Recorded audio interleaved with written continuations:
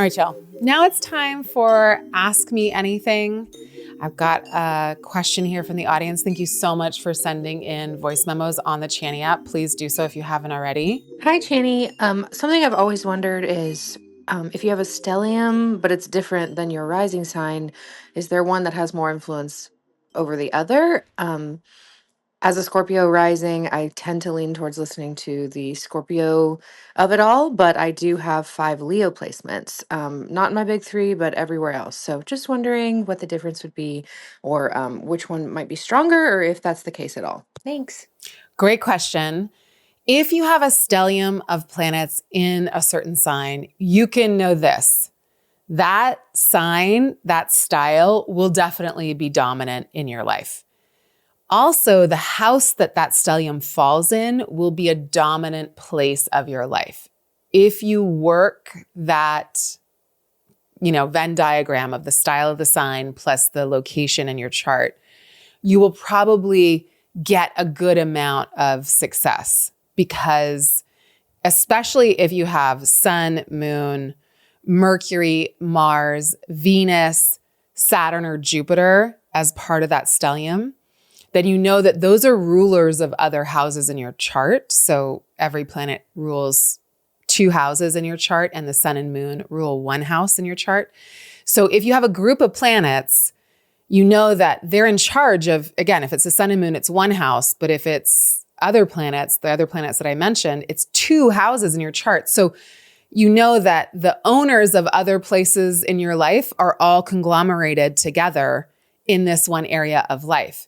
So if you focus on that area of life and expanding your understanding of it via what the significations are of that house, then you're going to feel quite illuminated, most likely. Like, oh, this is where so much of my life happens. Or when I do this activity, so much of my life happens. Like when I realized that the ruler of my ascendant was in my 3rd house of writing and ritual and the moon, like the temple of the goddess, I was like, oh, that's literally what I want to do. I want to write and I want to talk and I want to teach. And then it was like, because I have so much in that house, the more I did that, the more my life opened up. And so it's a kind of shorthand.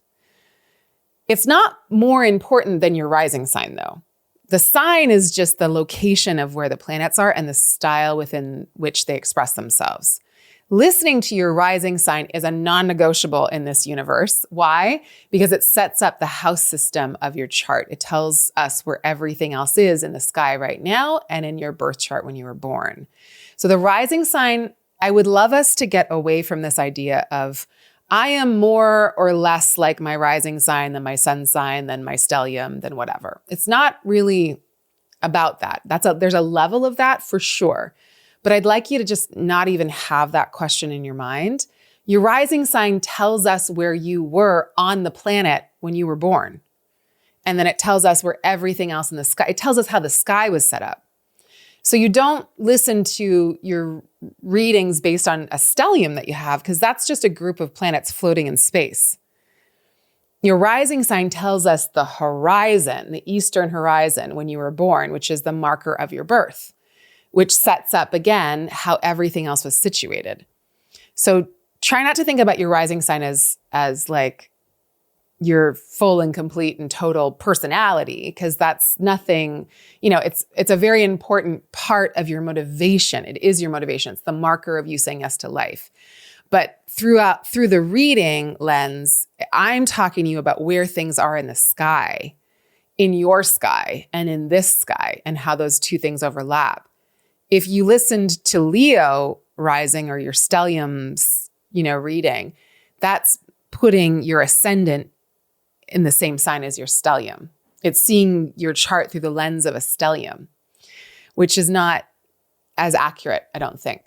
But if something major is happening in Leo or one of the other fixed signs, your stellium's going to feel it. That I want you to go to the transit section of the app for. Then you'll read about what planets are being transited and when and what it means. And that will be more accurate than listening to a reading from the sign of a stellium that you have. I hope that's helpful. And always, always, always, like if you have Scorpio rising, where's your Mars? Where's Mars? Is Mars in Leo? then that makes everything really important. If you have, Scorpio rising and you have a stellium in Leo, that tells me you've got a whole bunch of stuff in the 10th house. That tells me that career is so important for you. That tells me that shining out in the world is a non-negotiable for you. Finding your place in the world is an absolute must. If you've got 5 planets up there, it's huge for you. What kind of rock star are you? And then, you want to know where your sun, moon, and your Mars is if you're a Scorpio rising.